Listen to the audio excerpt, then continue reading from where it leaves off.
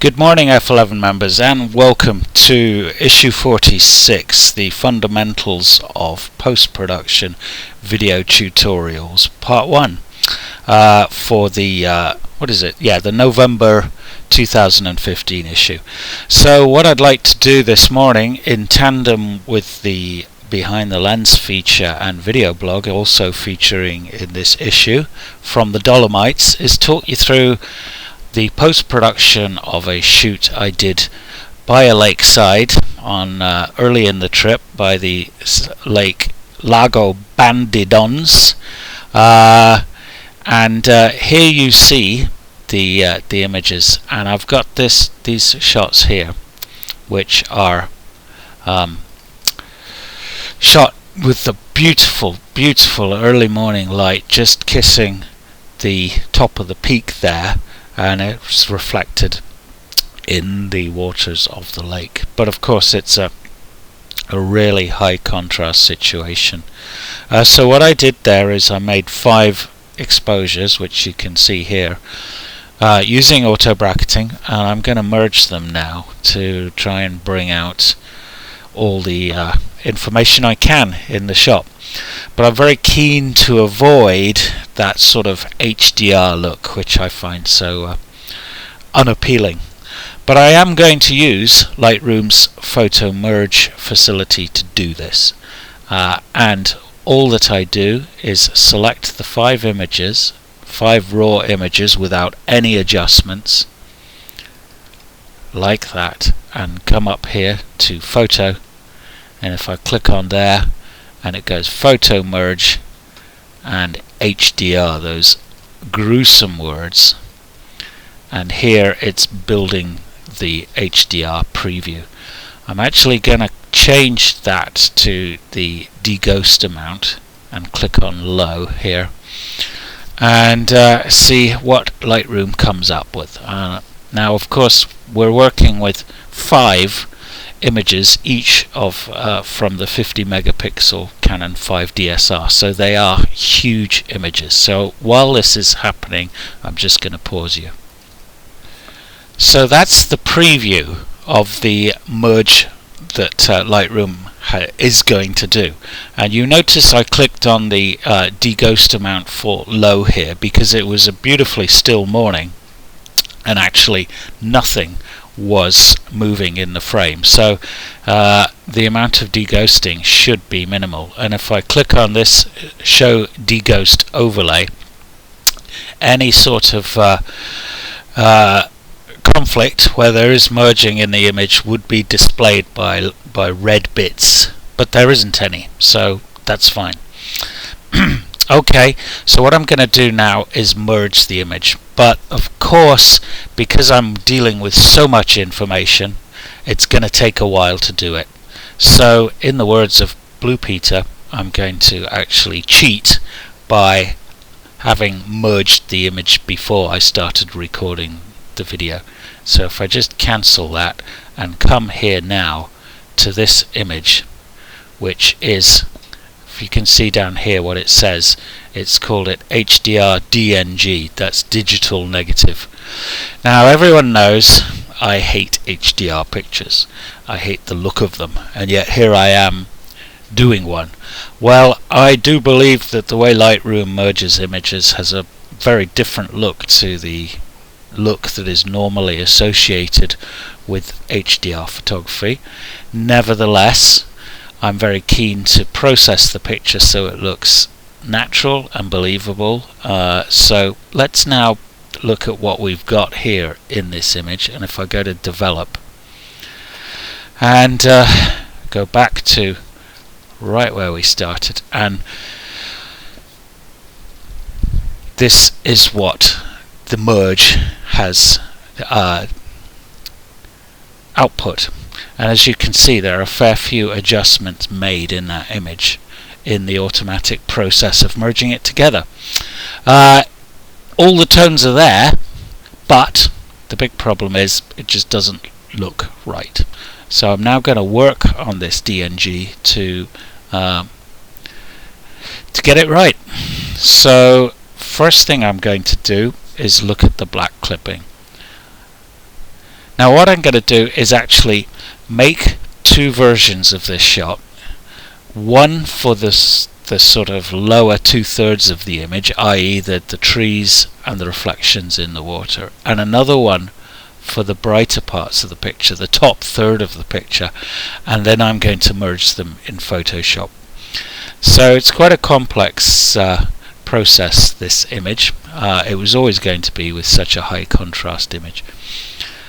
So what I'm going to do now is go and look at the black clipping on this shot.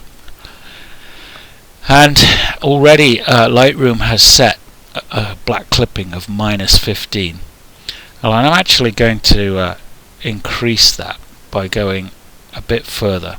Now you can see if I can go all the way to round about -29 without losing any significant shadow detail. Yes, there are a few little spots starting to appear down in the darkest part of the picture, but what we're trying to do here is get a believable image, and I think that's a price worth paying.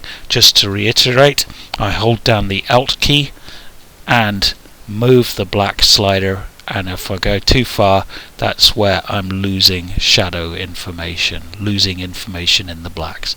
So I'm going to come back to about -29 there, and now I'm going to do the same with the whites, but with this particular adjustment what I can do is actually ignore the top of the image, ignore the mountain really, and just look at the bottom part of the image. So as you can see, I'm clipping there in the top in these brighter parts, but that I'm not concerned. I'm just making an image now for the bottom 2/3 of the shot, so we'll come back and deal with that later.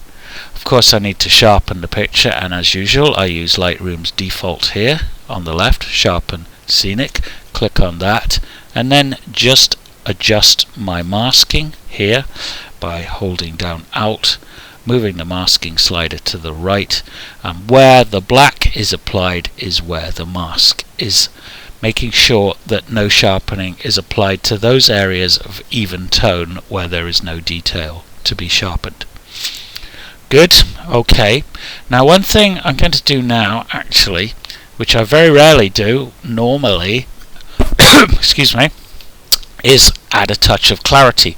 Now I'm very suspect of this slider, as I've said before, but I do think with HDR merged images they have a tendency to look a bit unbelievable. They need a bit of local contrast, and that is what the clarity slider does.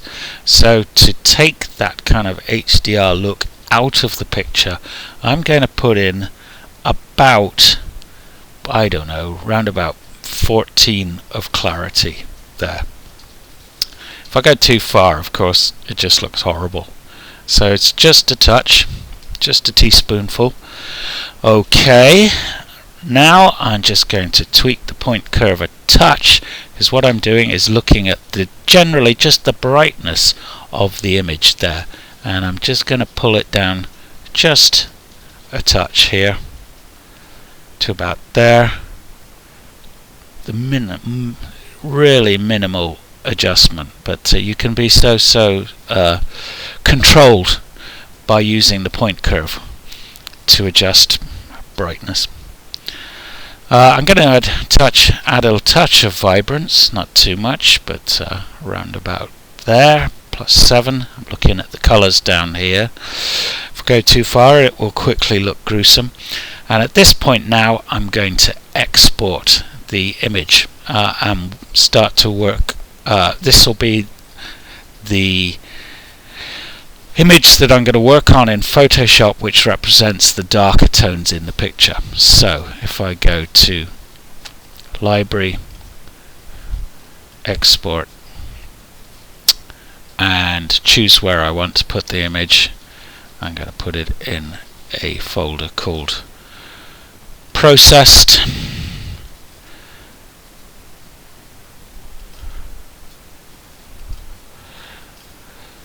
and put it in a subfolder called October 2015. I'm going to rename it to Dolo, that's for Dolomites, and of course I want it to be a TIFF, and I want it to be a 16-bit TIFF, and I want ProPhoto RGB color space because it's the biggest. I do not want to resize the image. I want to assign a resolution of 300 pixels per inch. That's arbitrary, but it's a kind of standard. I do not want to sharpen, and I do not want to watermark, but I do want to open in Photoshop afterwards. Okay, I'm now going to export that and just pause you while that's happening.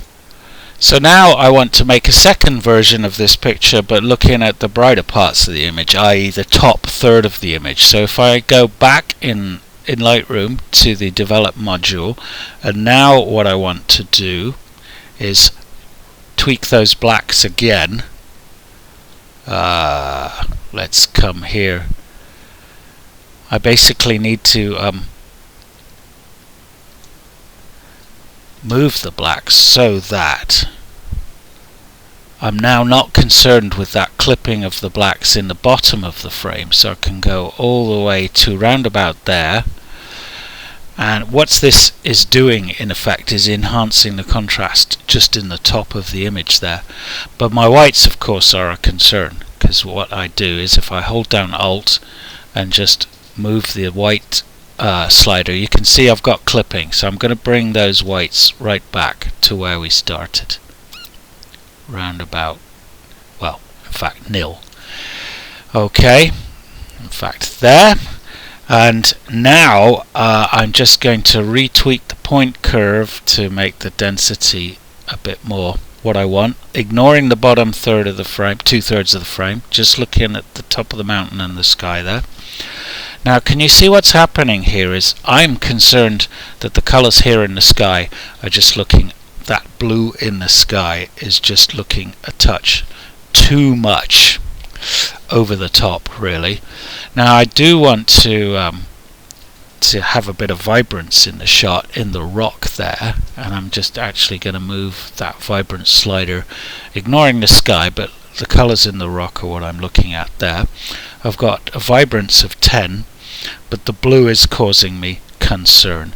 So I'm actually going to come down and just take some of the saturation just of the blue out. Now if I come down to this tab here, click on that and click on the HSL menu, which stands for Hue, Saturation and Luminous, and make sure that the saturation option is highlighted. I'm just going to pull back the blue a touch to just desaturate the blue to around about -16, just to make it look more believable. Okay, and I just go back and tweak that point curve a bit more. I want that sky a bit darker there. Okay, and that is it. I'm now going to export this image, open it up in Photoshop and continue to work on this picture, but we shall do that in part 2. I'll see you there.